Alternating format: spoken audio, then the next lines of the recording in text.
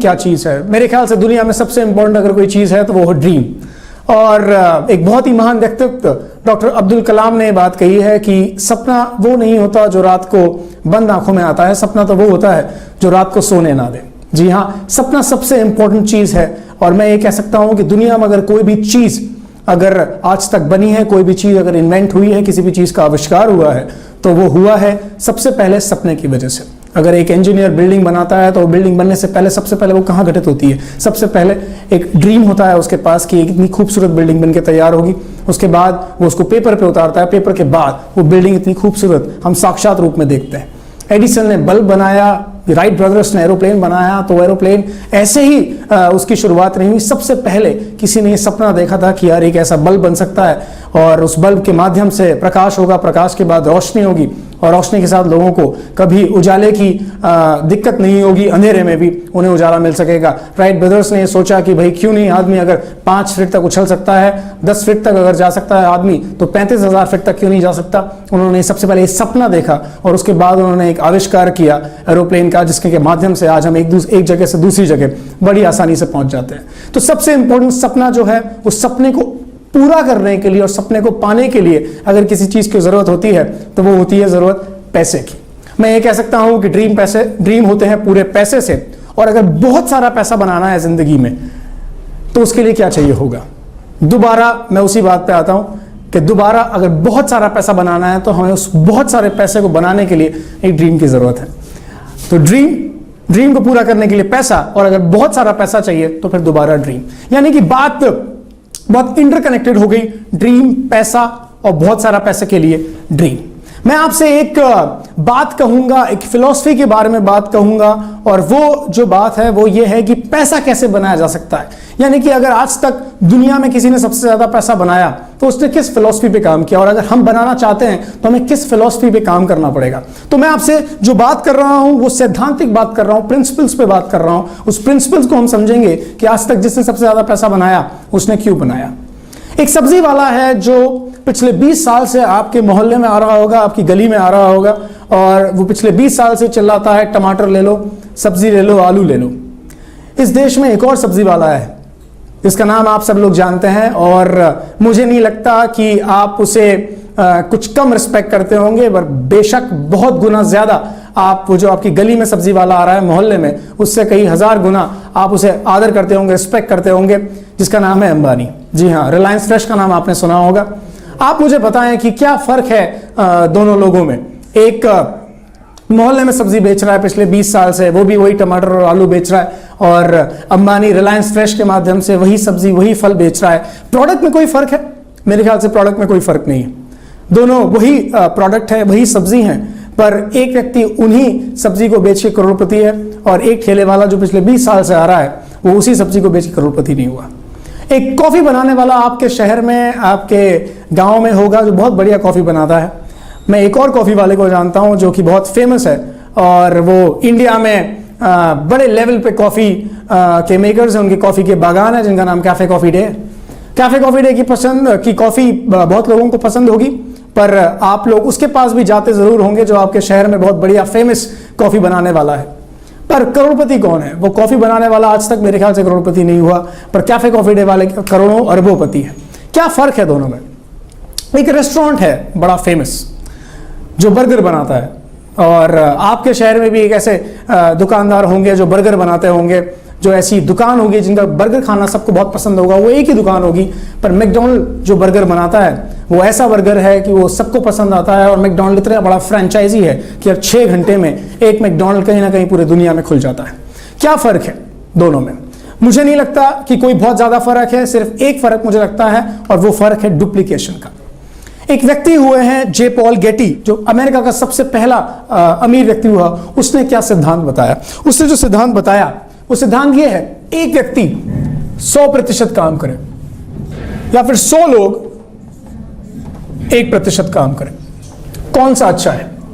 बहुत सारे ऐसे लोग हैं जिन्हें शायद लगता है कि पहला वाला जो ऑप्शन है कि एक व्यक्ति 100% काम करे वो ज्यादा अच्छा ऑप्शन है। पर मेरे ख्याल से जहां तक आज तक मेरे एक्सपीरियंस है, जितने लोगों से मैंने बात की है, उनमें से अधिकांशतः लोग बोलते हैं कि 100 लोग 1% काम करें, ये ऑप्शन ज्यादा अच्छा है। मेरा आपसे एक सवाल है, और वो सवाल ये है कि आपको भी हो सकता है कि दूसरा वाला जो ऑप्शन है कि 100 लोग 1% काम करें अच्छा लगता होगा, पर मेरा आपसे सवाल जो है वो ये है कि आप कौन सा कर रहे हैं, आप कौन से वाले नंबर पर हैं। आप एक व्यक्ति हैं 100% काम कर रहे हैं, या फिर आपके पास एक ऐसा नेटवर्क है जिसमें 100 लोग काम कर रहे हैं 1%। इन दोनों के माइनस पॉइंट और प्लस पॉइंट क्या है, दोनों पॉइंट्स के बारे में आपको बताऊंगा कि अगर ये एक व्यक्ति है जो 100% काम कर रहा है, ये व्यक्ति अगर माइनस हो गया तो ये 100% काम उसी दिन से खत्म हो जाएगा। पर अगर 100 लोग हैं और 1% काम कर रहे हैं और इन 100 में से अगर 99 हो जाते हैं तो इस 1% काम पे कभी इफेक्ट नहीं आएगा, ये 1% काम चलता रहेगा। तो इसलिए उन्होंने कहा कि अगर जिंदगी में बहुत सारा पैसा बनाना है और बहुत सारा पैसा बनाने के लिए आपको इस सिद्धांत फॉलो करना पड़ेगा, अगर आपकी इनकम आपकी एबिलिटी पे डिपेंडेंट है तो आपकी अगर एबिलिटी 99% हो जाएगी तो आपकी इनकम 99% नहीं 0 हो जाएगी। पर अगर आपकी इनकम आपकी एबिलिटी पे डिपेंडेंट नहीं है तो आपको अगर कल को आप इस दुनिया में नहीं भी रहे तो आपकी इनकम पे कोई फर्क नहीं पड़ेगा। तो हमें एक ऐसे काम की तलाश होनी चाहिए जिंदगी में कि जिसमें हमारी इनकम हमारी एबिलिटी पे डिपेंडेंट नहीं हो। दुनिया के एक बहुत बड़े फाइनेंशियल गुरु हैं जिनका नाम रॉबर्ट कियोसाकी है, जिनकी किताबों के बारे में आपने सुना होगा। उनकी बहुत फेमस किताब है रिच डैड पुअर डैड, और वो हर रेलवे स्टेशन एयरपोर्ट पे मिलती है। अगर आपने नहीं पढ़ी तो उसे पढ़िएगा जरूर। और वो जिस क्वाड्रेंट की बात करते हैं वो क्वाड्रेंट है ये ESBI। वो ESBI क्वाड्रेंट की बात करते हैं। वो ये कहते हैं कि अगर दुनिया में सिर्फ 4 तरीके के लोग हैं दुनिया में, या तो एम्प्लॉय है, सेल्फ एम्प्लॉय है, बिजनेस ओनर है या इन्वेस्टर है। ये सिर्फ 4 तरीके के लोग हैं पूरी दुनिया में। और अगर हम बात करें नंबर्स की तो वो ये कहते हैं कि दुनिया में 95% लोग हैं जो एम्प्लॉय और सेल्फ एम्प्लॉय हैं, और सिर्फ 5% ऐसे लोग हैं जो बिजनेस ओनर और इन्वेस्टर हैं। पर जब हम पैसे की बात करते हैं, दौलत की बात करते हैं कि इनमें से किसके पास कितनी दौलत है, तो बात कुछ उल्टी हो जाती है। और वो ये हो जाती है कि दुनिया भर की सिर्फ 5% दौलत एम्प्लॉय और सेल्फ एम्प्लॉय के पास है और 95% दौलत बिजनेस ओनर और इन्वेस्टर के पास है। एक एक्सपेरिमेंट हुआ, एक स्टडी हुई, और स्टडी और एक्सपेरिमेंट में ये सोचा गया कि क्यों ना ऐसा हो, ऐसी व्यवस्था की जाए कि दुनिया का जितना भी पैसा है ना वो सारा पैसा इन 4 लोगों में बराबर बांट दिया जाए, यानी कि employ, self employ, business owner और इन्वेस्टर्स में आपस में बराबर बांट दिया जाए। तो जब स्टडी और एक्सपेरिमेंट हुआ तो उसका रिजल्ट ये आया कि अगर ऐसा होता है कि सारा का सारी दौलत, पूरी दुनिया का पैसा इन 4 लोगों में बराबर बांट दिया जाए तो अगले 5 साल बाद ये होगा कि फिर दोबारा 5% दौलत इन लोगों के पास रह जाएगी और 95% दौलत दोबारा बिजनेस ओनर और इन्वेस्टर के पास आ जाएगी। ऐसा क्यों? रीजन पूछा गया तो ये बताया गया कि एम्प्लॉय और सेल्फ एम्प्लॉय एक्टिव इनकम के धारक हैं और बिजनेस ओनर और इन्वेस्टर पैसिव इनकम के धारक हैं।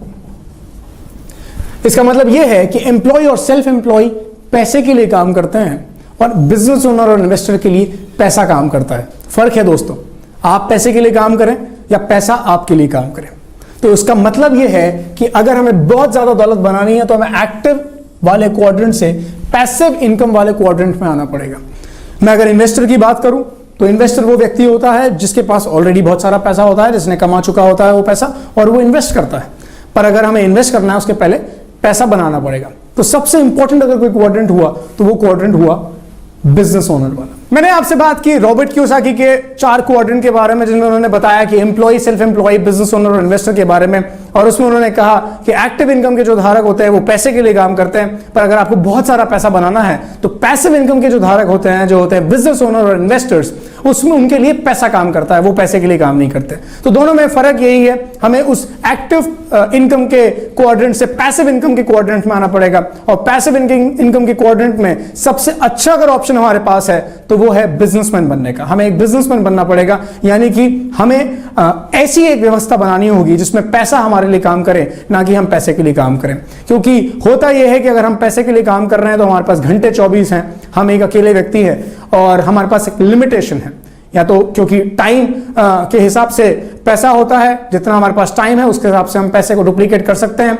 अगर हम मैन पावर को डुप्लीकेट करें, यानी कि अगर हम एक व्यक्ति है और एक व्यक्ति 24 घंटे काम कर रहा है तो उसके पास एक लिमिटेशन है, वो 24 घंटे 25 नहीं हो सकते। और ये आदमी भी जो काम कर रहा है ये स्किल्ड है, इसके पास एक स्किल है, ये काम दूसरा कोई व्यक्ति नहीं कर सकता, यानी कि इसकी इनकम इस पर डिपेंडेंट है। पर अगर एक ऐसी व्यवस्था हो कि 100 लोग हों एक जैसा काम करने के लिए और उनके पास घंटे 24 हों, तो होगा ये कि 100 इंटू 24 घंटे हो जाएंगे, तो हमारे पास 2400 घंटे हो जाएंगे काम करने। और जब 2400 घंटे हमारे पास हैं तो इसका मतलब यह है कि हमने टाइम और मैन पावर को डुप्लीकेट कर दिया, यानी कि जो मैं काम कर रहा हूं वही काम 100 लोग कर रहे हैं और हमारे पास घंटे 24 हैं, तो 2400 घंटे के हिसाब से हमारी इनकम अपने आप मल्टीप्लाई हो जाएगी। तो इनकम मल्टीप्लाई करने के लिए इस सबसे बढ़िया तरीका है कि हम टाइम और मैन पावर को डुप्लीकेट कर दें। टाइम और मैन पावर को डुप्लीकेट अगर हमें करना है तो हमारे पास एक प्लेटफॉर्म होना चाहिए, और वो प्लेटफॉर्म सबसे खूबसूरत प्लेटफॉर्म